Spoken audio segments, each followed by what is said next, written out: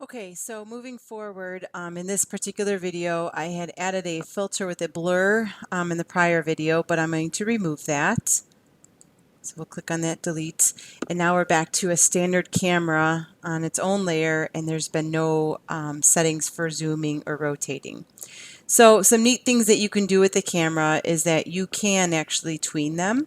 So for example, if I were to create myself a motion tween, at the very beginning the camera exists over here, and then let's say at the very end we wanted it to really be zoomed in. Oops, sorry. I'm on the wrong one. Switch this over to the camera zoom, and at the very end I wanted to zoom in at the very end. Then when I go to play this, that's what's going to be keyed, is that the tween that we just created there. Okay, so actually I don't want to do that, so I'm going to remove my motion tween so it's back to square one at frame 1.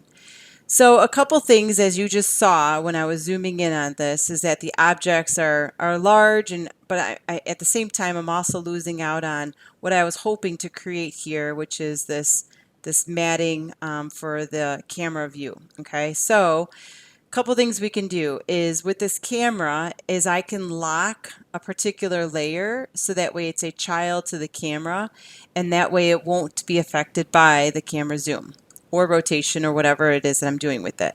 Now this can be done by clicking underneath this camera lock for this layer. This is now locked. So now as you'll watch, as I zoom in and I see the cow and the clouds and the bushes move, that matting layer is not being moved anymore. So that's exactly what I was hoping for it to do. Okay, so that lock can stay there.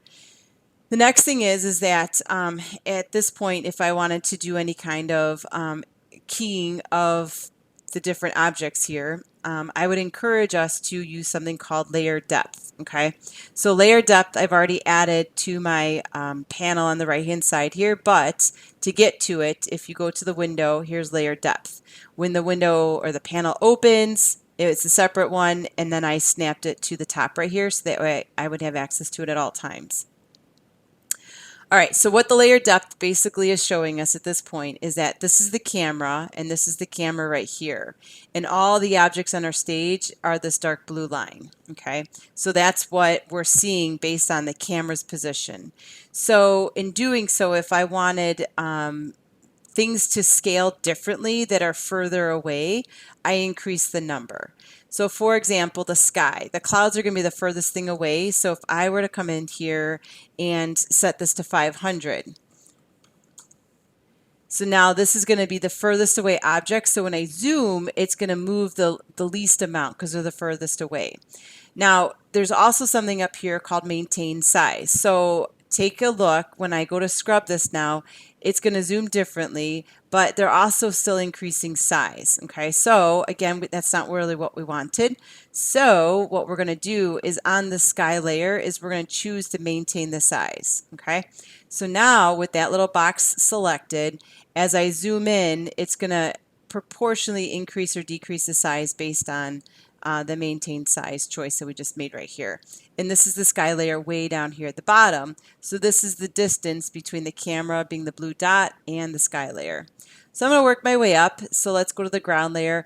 The closer to 0 it is, the closer it is to what the camera is going to see. So I'm just going to kind of go through and arbitrarily choose like 400. Make sure I turn on maintain size. The cow, once again, let's maintain size on that guy, and let's set him to, or her to, 300. I don't think it maintained the size. All right, so the bushes, likewise, let's maintain the size on those, and let's do 200. Oops. Not that these values are really meaning anything.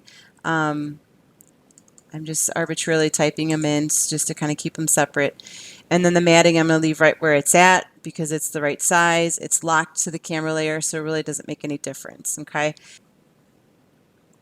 All right, so the last thing is we've got all of our different objects aligned. We're seeing them on the screen. So then the last thing we need to do really at this point is to animate the camera so that way we can have that zoom in or zoom out or transition that we're looking for.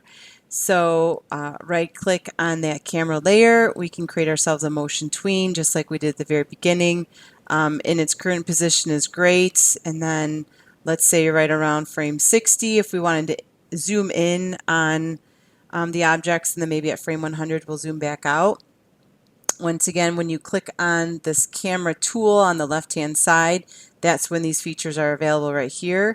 That's also how you're going to get to the properties for the actual camera itself. So let's zoom in for a little bit here at frame 60, and then at frame 100 we can set it back to zoom out again. And so we'll see it look like this. And so everything kind of maintains its size based on the depth perception for it. And so then we can zoom or play this out. And the whole time we're seeing that the matting stays right there. And that's basically how you go about creating a camera, having the layer depth there and maintain the size of the different objects. If you again change the numbers of these to a smaller number, this is overriding the layer order.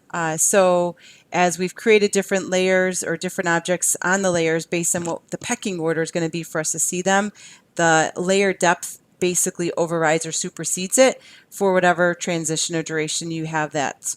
Again, the benefit of doing the camera versus tweening, as we did in the previous or at the very beginning of this lecture, is that we're basically tweening just one layer versus having all the objects themselves be tweened on all the different layers, which is how the thing started at the very beginning. So hopefully this video was helpful to you.